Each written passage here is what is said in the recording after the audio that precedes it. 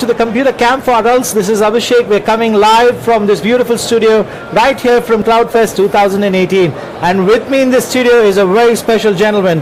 Of course, we do business daily, but we also need oversight. And this is what he specializes in. It's technology futurist. That's the name that he goes by. And we have Ian Khan in the studio.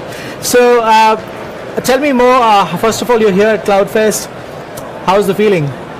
Well, thanks for having me, Abhishek. I think CloudFest is the place to go to, and I said this in my videos that were pre-event, that if you want to be part of change, if you want to be part of industry, and cutting edge is an overused word, but I will still say it, cutting edge technology, you've got to be at CloudFest. This is Europe's largest cloud event. It's got everybody from hosting to infrastructure to hardware in here. Yes. And since morning, it's been crazy busy since morning. Sessions have been good.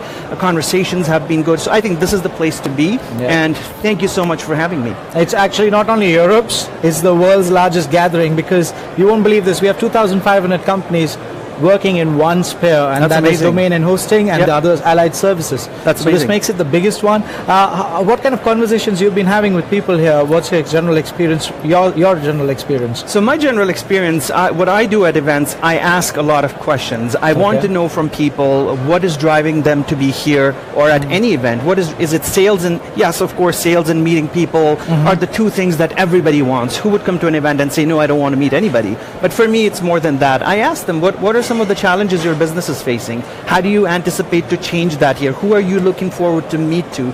So this really helps me understand the mindset of the people, and it helps me in my research. This is what I write about. This is what gives me the fuel that I write about in my books. And so those are some of the conversations that have been happening. Last night we had a huge party, the Connections Party. It was a great opportunity to meet so many different people. But I think overall the theme that is emerging for me is that everybody is looking to go above and beyond what they do on an everyday basis at work. Every day they're busy with their core functions, but here they are in a different environment. Well, you're in Europa Park, so it's a different environment altogether, but then you meet your peers, your competition, and you're side by side with your competition, but it's not about competing with them here. It's about creating and channeling the industry towards a common objective, and that's what I like. Yeah, and that common objective being growth.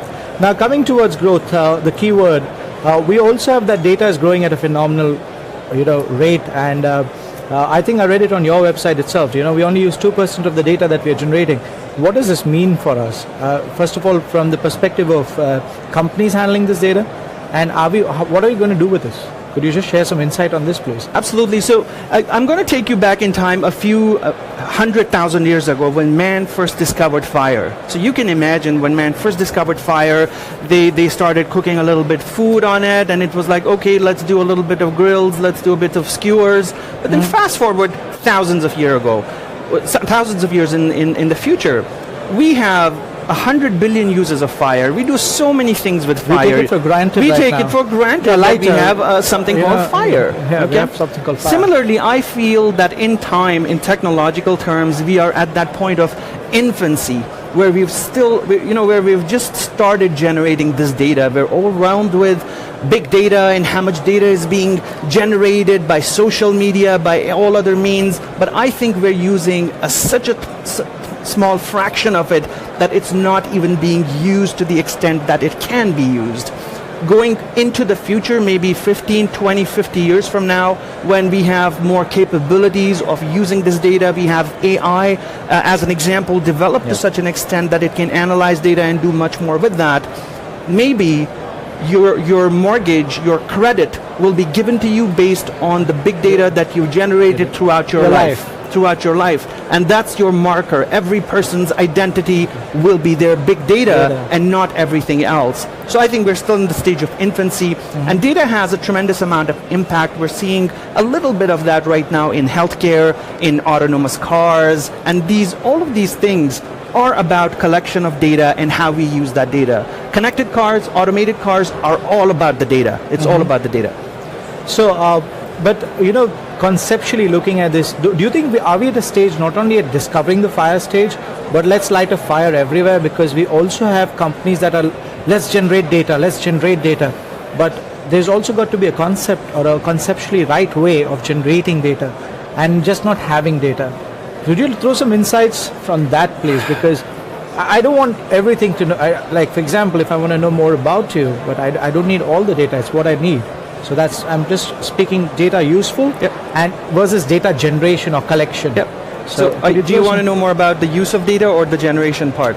Yeah, the generation part, because we're right at that stage where we're discussing all this. I think we're just discovering our ability to generate data. Companies today are just discovering this phase where now they can have a lot of customer data, environment data, production data, what have you data, any kind of data. In healthcare, it's a marker for everything your patients are doing. So I think we're just at that initial stage where we're just getting so excited with the fact that we can generate now a lot of data.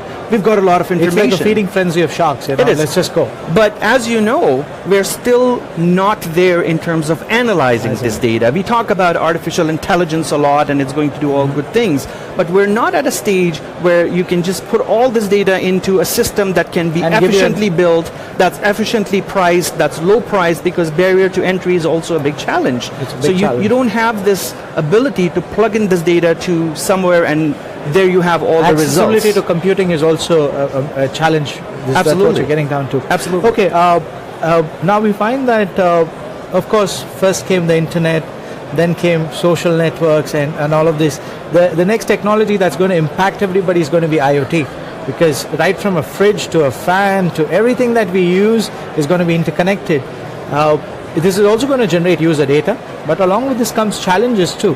So like privacy, getting hacked, because there was something that I read about a car where they used the Bluetooth to hack into the car's main console, the computer console.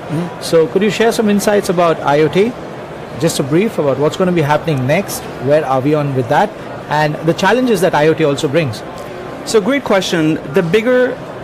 Some of the bigger things that are coming up for the Internet of Things are in the area of connected cities or smart cities. Where your infrastructure is connected, and it's not just connected because we like it being connected and we like playing on our apps. It's because it creates a lot of value for cities that are managing those cities in order of efficiency to optimize operations within that city. So for cities in general, it's a highly efficient way of making sure that things run smoothly. For citizens of those cities, countries, places, towns, it gives them functionality over things that they wouldn't previously have. For example, your building might be internet IoT monitored. It's a smart building. Your apartment knows when you're entering the home. It'll switch on the lights. Those are just consumer side of things. But from a building manager's point of view, the efficiency is tremendous. So that's one side of it. When you talk about connected cars, connected infrastructure, connected transportation, it's going to change the way we work. It's going to create a tremendous amount of efficiency in the logistics industry as such. I do a lot of work in the Middle East, and if you look at countries such as Dubai as an example, city like Dubai, they're investing heavily in infrastructure, automation, smart, and so on. Barcelona is such a great example of the Internet of Things enabled in a city where they've been able to save millions of dollars, hundreds of millions of dollars in costs that they were incurring in the past to just manage the city, to manage garbage collection routes as an example. But now garbage cans are Internet of Things enabled, they're smart, they can tell you when they're becoming full, and then you can send your pickup trucks automatically and they'll pick up that. So that efficiency in routing those garbage trucks is savings in fuel, savings in time, cost, effort, and so on and so forth. So that's what the world is going to move to. This is where we're going. This is where we're headed. I mean, the smartphone that we look at today, and we can perhaps switch off and on a light. That's just the least amount of IoT. That's just for the consumer basic home level. Correct. But we are talking about it from the government perspective, or a bit as you said, the guy managing the building. Correct. So we're talking from that perspective. Correct. But also now with this comes challenges. Like one, for example, is like I'm a normal day user. So I get very afraid if I'm going to be using equipment that is on the net. I don't know if someone's going to be monitoring me or could do something wrong with my system or play around with me in the good way that I'm just using very simple terms to say the challenges that it poses to me. So could you throw some insights on this, that we are having technology that's going to enable us to do great things, but along with that comes the challenges. Can you share some Absolutely. insight So on this? everything has challenges in life. I mean, if you look at our traditional world right now, forget about IT and we have technology around us. Anything that exists, your house, your car, your business, everything has locks on it right now. Anybody can pick that lock, steal your files, steal your equipment. Yeah. I mean, why are we surprised that technology, and I don't like it when technology is being made the bad guy. If you look at CloudFest right now, downstairs, there's hundreds of companies who specialize in security.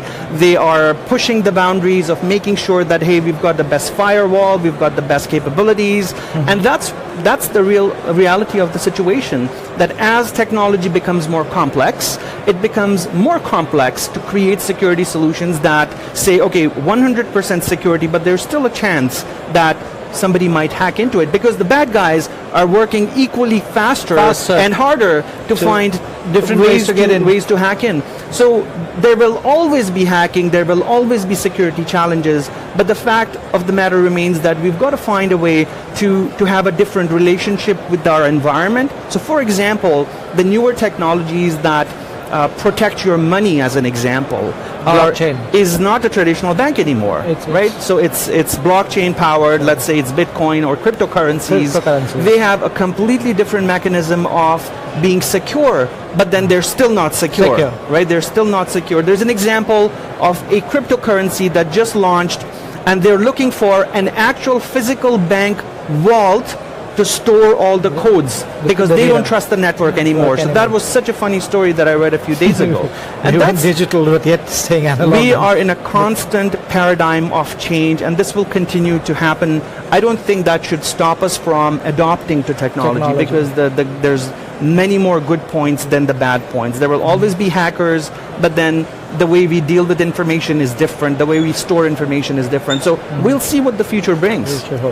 And coming here at CloudFest, now this is, as you said, cutting edge, right? Because everybody's here, and it's about taking the industry forward. What are your key takeaways for the whole industry out here? What are the challenges you think they will be facing in the coming days?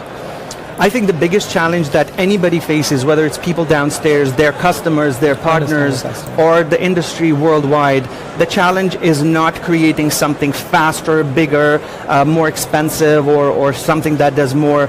The challenge is more working with people and how to propagate that change that we together can create.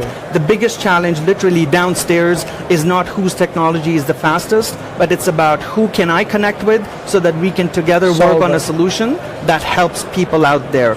A lot of people are very financially driven, which is great. So you need revenue to come into your company, you need to make those numbers. But I really believe that the financial side of things, the revenue side of things, is a side effect of creating value. The more value you create for a community or customers or the world, the more revenue you will automatically generate. So it really depends on where your company is focused and what you do. I teach the 7 actions of value creation, and none of them are about technology. They're not about let's create the fastest technology. They're more about let's figure out the nuts and bolts of how we can create change, and how do we translate that into treating people better, into growing our organizations from inside out rather than just putting a band-aid solution and just moving forward.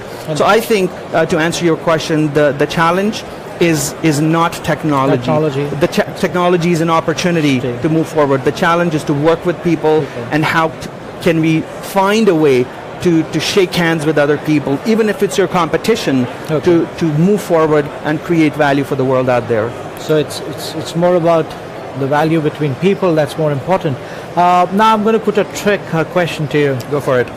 Where does Mr. Khan stand on the doomsday prophecy of AI, the self-aware AI versus AI serving humanity?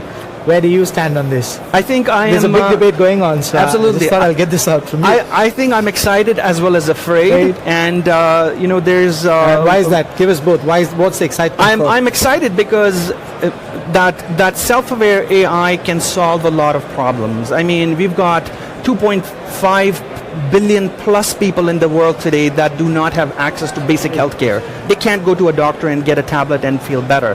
And there's a million plus people without fresh water. There's just so many challenges of the world with war, famines, so on and so on and so forth. And we have been unable to solve those problems. We're doing nothing about them, even though we want to, but we can't. So I'm hoping that self-aware AI is able to come up with solutions that we don't have right now. And plus enhance the quality of our lives and our children and the future and make the world a better place. Fair. The negative point is that I'm afraid that if that AI becomes evil, and that's self-aware and saying things, humanity itself is the problem, the way we see it in the movies. Exactly. And that would be a phase where we are not yet. I believe we are maybe 15, 20 plus years from that point, and we will know by then where we are at.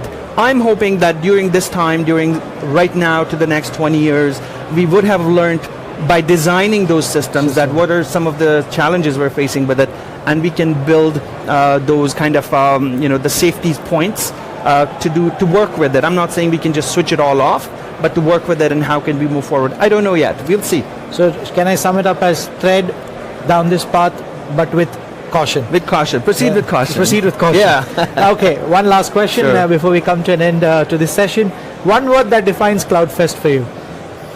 I would say it's change. Change for the good, change to make things better, and change towards the positive side. Okay, so the key word from him is change for us here at CloudFest. It resonates with C. C is for CloudFest, C is for change. And thank you, Mr. Khan, for being here in the studio. You're very welcome, Abhishek. Thank you so much for having me. And all of you watching this, keep tuning back in. I'll keep getting you scoops like this from backstage, from what's happening here. And of course, please keep using our hashtag. It's CloudFest. And with this, I'll see you back again. And I'll get you some more good news. With that, bye-bye. Ciao. See you.